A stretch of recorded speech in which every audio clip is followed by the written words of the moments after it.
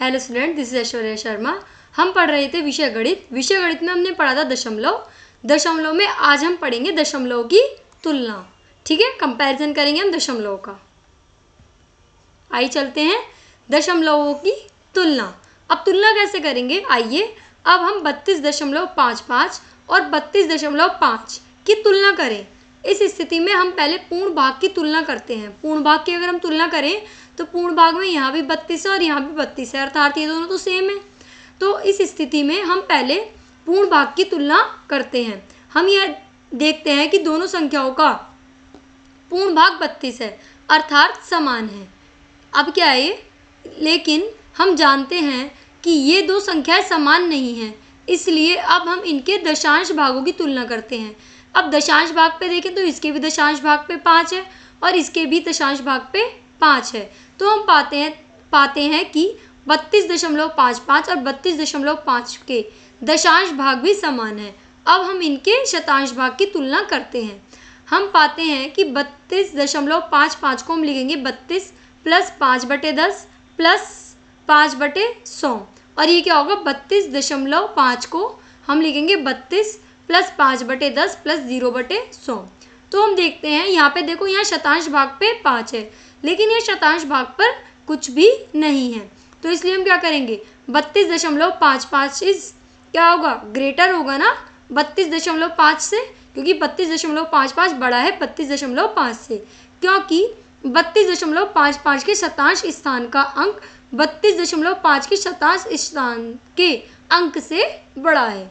ठीक है, एक कंपैरिजन में और करके दिखाती हूँ। यहाँ देखो, यहाँ है 37.67 और यहाँ क्या है 37.6। तो अब देखो कौन सा नंबर बड़ा है। तो देखो हम यहाँ देखते हैं कि यहाँ शतांश भाग पे क्या है, दशांश भाग पे यहाँ 6 है, यहाँ भी 6 है, तो ये समान हुए।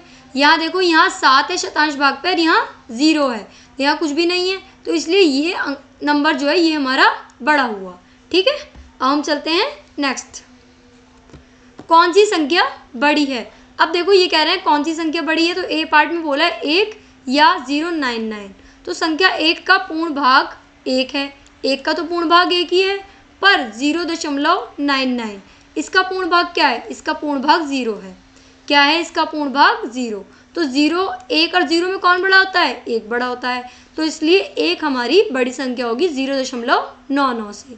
तो इसलिए हम यहाँ लिखेंगे अतः 1 बड़ी है 0.99 से। अब बी पार्ट में देखो, बी पार्ट में क्या है, बी पार्ट में यहाँ पर है 1.09। अब 1.09 है ना, तो जब 1.09 है तो हम यहाँ क्या करेंगे, हम देखेंगे यहाँ 1.09 को हम इसे तोड़ कर लिखेंगे, तो यहाँ हो जाएगा 1 प्लस 0/10 प्लस 9/100। ठीक है, और यहाँ 0/1000 हुआ, तो ये और 1.093 है, तो यहाँ लिखेंगे 1 0.10 9/100 और 3/1000 हुआ। अब देखो ये दोनों सेम है, ये भी सेम है, ये भी सेम है, पर क्या ये सेम है, नहीं। यहाँ पर 3 है, यहाँ 0 है, तो क्या है 0 बड़ा होता है या 3 बड़ा होता है, तो इसलिए हमारी 1.09 जो संख्या है ये छोटी होगी और 1.093 संख्या क्या होगी, बड़ी होगी। अब देखो यहाँ बोल रहा है कौन सी संख्या बड़ी है, कारण भी लिखिए।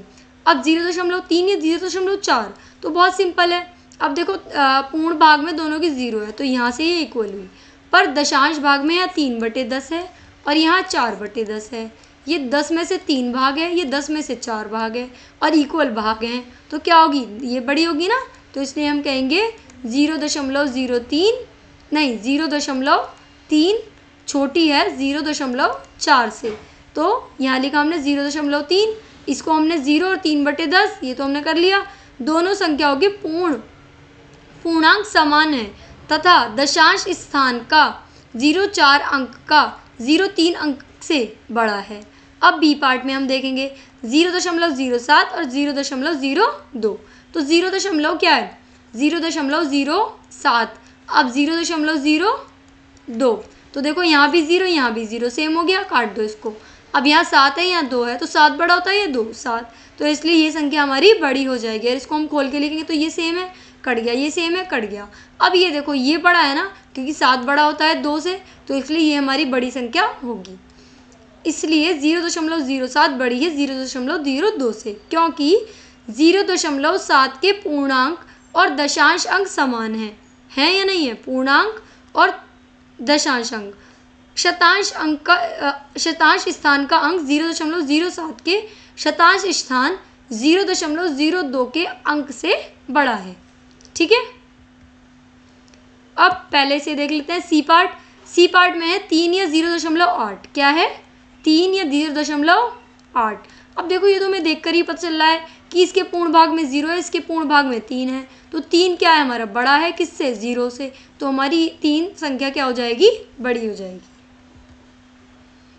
अब कुछ स्मरणीय क्या है? तथ्य है। ठीक है, अब देखते हैं क्या है रिमेम्बरिंग पॉइंट्स। अभी कह रहे हैं कि दशमलव संख्या को संख्या रेखा पर भी दर्शाया जा सकता है। मैंने आपको बताया था ये दशमलव संख्या को कैसे बताया था। यहाँ 0 है, यहाँ 1 है, तो हम इसको 10 बराबर भागों में विभाजित कर लेंगे। 1 2 3 4 5 6 7 8 9, तो बराबर भागों में करेंगे तो ये 1 2 3 4 5 6 7 8 9 10, ये क्या बन जाएंगे? ये 10 बराबर भागों में हो जाएंगे। जैसे हमें 0.1 शो करना है वो यहाँ आ जाएगा, 0.2 यहाँ आ जाएगा, 0.3 यहाँ आएगा, 0.4 यहाँ आएगा, 0.5 यहाँ आएगा, 0.6 ये हो गया है ना। और ये क्या हो जाएगा? 0.7, ये क्या हो जाएगा? 0.8, फिर ये 0.9, और ये जब 0.10 होगा तो 10 का मतलब तो आपको पता ही है 1 होता है। तो बस फिर ये हमारा, ऐसे हम संख्या रेखा को पर शो करते हैं दशमलव संख्याओं को। बस हमें ये ध्यान रखना है कि इनका जो गैप है वो गैप कैसा होना चाहिए? वो गैप जो है हमारा कैसा होना चाहिए? इक्वल। क्या होना चाहिए? इक्वल। अब देखो प्रत्येक दशमलव को भिन्न रूप में लिखा जाता है। भिन्न रूप में भी लिख सकते हैं। कैसे लिख सकते हैं? यहाँ दे रखा है 0.25। अब इसे भिन्न रूप में लिखना है तो पॉइंट हटाओ, पॉइंट के बाद 2 नंबर हैं तो 2 0 नीचे आ जाएंगी। तो हम इसे 25/100 भी लिख सकते हैं, और ये आगे कट रहा है तो इसे सरलतम रूप में भी लिख सकते हैं। तो 25 1 25, 25 4 100, तो ये हो जाएगा 1/4। अब यहाँ बोल रहे हैं 2 दशमलव संख्या की आपस में तुलना की जा सकती है। तुलना कर सकते हैं ना। तुलना संख्या के पूर्ण भाग जो कि दशमलव बिंदु की बाईं यानी कि लेफ्ट साइड की और अंक के होते हैं से शुरू की जाती है। यदि पूर्ण भाग समान है तो दशांश स्थान के अंकों की तुलना की जाती है, और यदि ये भी समान है तो अगले अंकों को देखकर यह क्रम आगे बढ़ता रहता है। ये तो मैंने अभी करा है हम लोगों ने। कैसे करा था? ये था यहाँ पे 2.423, और यहाँ क्या है? 2.420। तो देखो पूर्ण भाग समान है, 2 बराबर 2 समान है, काट दो इनको। अब यहाँ देखो दशमलव के बाद 4, तो ये दशांश भाग पे दोनों पे 4 4 है, काट दो। शतांश भाग पे दोनों पे 2 2 है, काट दो।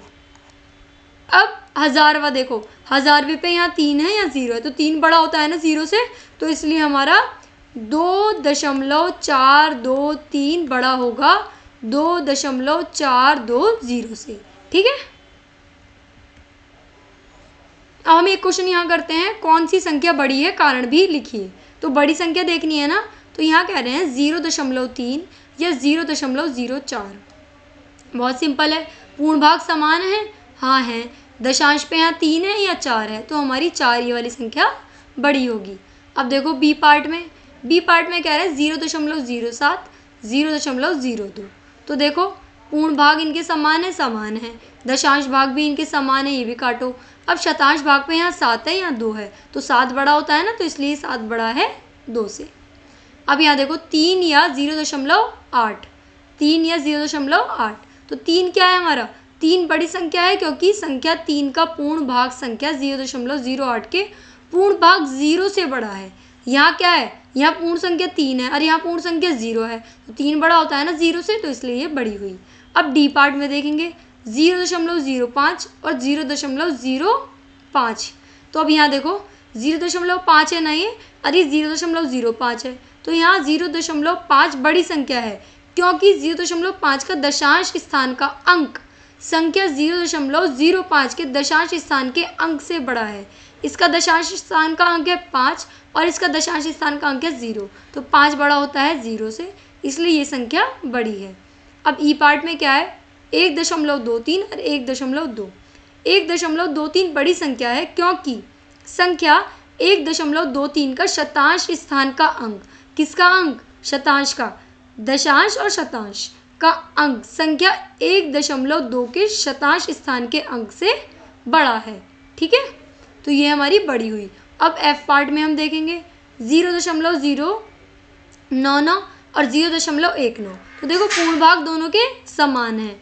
अब दशांश भाग में यहाँ 0 है और यहाँ 1 है, तो 1 तो बड़ा होता है, तो इसलिए 0.19 यानी कि 19 बड़ी संख्या है क्योंकि संख्या 0.19 का दशांश स्थान का अंक संख्या 0.99 के दशांश स्थान के अंक से बड़ा है। तो ये भी हमारा हुआ। हम देखते हैं जी पार्ट। जी पार्ट हम यही सॉल्व करेंगे। देखो जी पार्ट में क्या बोला है, यहाँ बोला है 1.5 और 1.50। अब देखो यहाँ पहले इनके भाग का कंपैरिजन को, पूर्ण भाग दोनों में 1 और 1 बराबर है। फिर शतांश भाग, यहाँ भी दशांश भाग यहाँ भी 5/10 है, यहाँ भी 5/10 है। शतांश भाग में यहाँ भी 0/100 है और यहाँ भी 0/100 है। तो ये तो संख्या बड़ी हुई नहीं, तो बराबर संख्या ही हुई, तो ये संख्या बराबर है। अब एच पार्ट में देखो, एच पार्ट में बोला है 1.431 या 1.490। तो देखो अब इनका कंपैरिजन करते हैं। 1.431 1.490। तो देखो पूर्ण भाग दोनों में समान है। दशांश भाग दोनों में समान है 0.4 यानी कि 4/10 है। यहाँ भी 4/10 है, ये भी समान है। अब इसे देखो नेक्स्ट वाले को, यहाँ ये 3/100 है, यहाँ क्या है लेकिन यहाँ ये 9/100 है, तो इसलिए ये क्या होगी, ये बड़ी हो गई यहाँ। अब हम कहेंगे 1.490 बड़ी संख्या है क्योंकि 1.490 का शतांश स्थान का अंक, शतांश का ही अंक है ना, ये दशांश और शतांश का अंक संख्या 1.43 के शतांश स्थान के अंक जो कि क्या है 3 है, 3 से बड़ा है। ठीक है, तो हम इसे कैसे लिख सकते हैं, 1.431 ग्रेटर देन का साइन 1.490। अब देखो आई पार्ट 3.3 और 3.330। अब यहाँ देखो ये क्या है 3.3 और यहाँ क्या है 3.300। अब देखो पूर्ण भाग दोनों का समान है। अब दशांश भाग पे देखो यहाँ क्या है 3/10 और यहाँ क्या है, यहाँ भी 3/10, ये भी समान है। अब यहाँ देखो यहाँ भी 0/100 है, यहाँ भी एक तरीके से 0/100 है, तो यहाँ तो सब चीज़ें सेम है, तो ये क्या हुई, ये हमारी संख्या हुई समान। तो 3.100 इक्वल है 3.300 के। अब जे पार्ट देखो 5.64 या 5.603, 5.64। अब इसमें देखो यहाँ पे क्या है 5 है और 5.603, यहाँ पे भी 5 है, तो ये समान है। अब यहाँ देखो दशांश पे यहाँ 6/10 है, यहाँ भी 6/10 है, तो ये भी समान है। अब यहाँ देखो शतांश पे यहाँ 4/100 है, पर यहाँ क्या है, यहाँ 0/100 है, तो यहाँ पे कंपैरिजन आ गया, तो ये बड़ा हो गया। तो हम कहेंगे 5.64 बड़ी संख्या है। क्यों है बड़ी संख्या, क्योंकि 5.64 का शतांश स्थान का अंक क्या है, शतांश स्थान का अंक 4 और संख्या 5.603 के शतांश स्थान के अंक से क्या है, शतांश स्थान का अंक 0, क्या है 0 से बड़ा है, यानी कि 4 0 से बड़ा है। तो इसे हम क्या लिखेंगे, इसे हम लिखेंगे 5.64 बड़ी है 5.603 से। ठीक है, अब क्या है, ये उन्होंने बोला है कि क्वेश्चन पढ़ते हैं पहले हम। क्वेश्चन में हमारे क्या पूछा था, इसमें इन्होंने बोला था 5 ऐसे ही उदाहरण लिखिए, उनमें से बड़ी संख्या बताओ।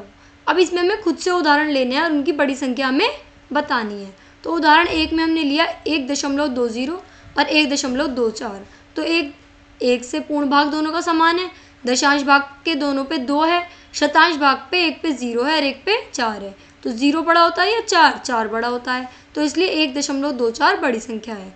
अब सेकंड पार्ट में देखो 0 पूर्ण भाग दोनों के 0 हैं, समान है, दशांश भाग में यहाँ 9 है और यहाँ भी 9 है, शतांश भाग में यहाँ भी 4 है और यहाँ भी 4 है, सैकड़ा में यहाँ 5 है, नहीं हजारवा भाग में यहाँ भी 5 है, यहाँ भी 5 है, पर उसके बाद वाला 10,000वां जो भाग है इसमें हमारा यहाँ 0 है और यहाँ 6 है, तो 0 बड़ा होता है ये 6, तो हमारी 0.9456 बड़ी संख्या है।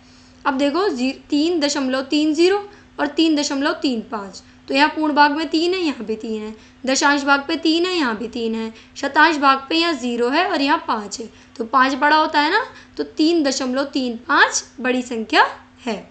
अब फोर्थ पार्ट में देखो 0.009 है और ये क्या है 0.099, तो देखो पूर्ण भाग समान है, दशांश भाग समान है, शतांश भाग में यहाँ 0 है और यहाँ 9 है, तो क्या बड़ा होगा 9 बड़ा होता है ना, तो इसलिए 0.099 बड़ी संख्या है।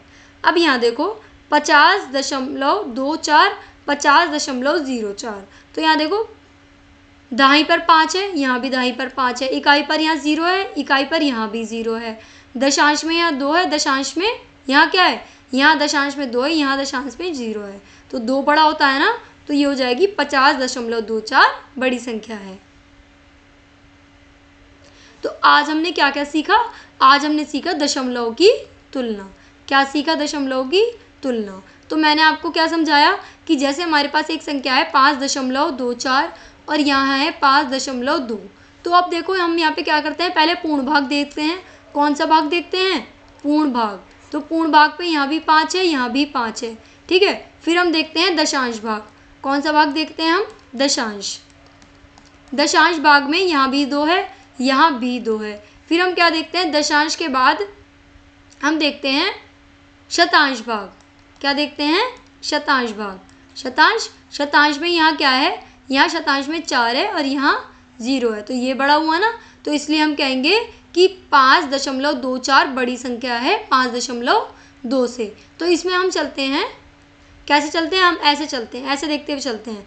पहले यहाँ वाला कोई पार्ट होगा उसे देखेंगे, फिर इसे, फिर इसे, फिर इसे। तो इसमें हम चलते हैं लेफ़्ट टू राइट। कैसे चलते हैं, लेफ़्ट टू राइट, ठीक है। तो अब हम मिलते हैं नेक्स्ट क्लास में। Thank you.